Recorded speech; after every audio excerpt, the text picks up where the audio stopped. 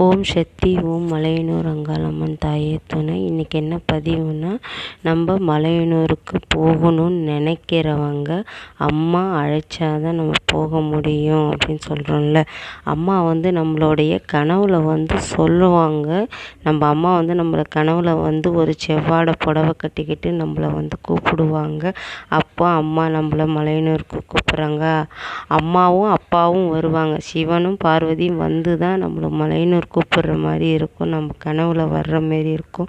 நம்ம அப்படி போனோன்னா நம்மளுக்கு முதல்ல போனோன்னாலே நம்மளுக்கு அந்த தீர்த்த குளம்னு சொல்லுவாங்க, அக்னி குளம்னு சொல்லுவாங்க. அந்த குளத்துல நம்ம காலை முடிவிட்டு தலையில் தண்ணி தெளிச்சிட்டு அதுக்கப்புறமா கோவிலுக்கு போயிட்டு வந்தோன்னா நல்லது. அதே போல் அந்த குளத்துல வெத்தலை தீபம் ஏற்றி விட்றது அது ரொம்ப நல்லது.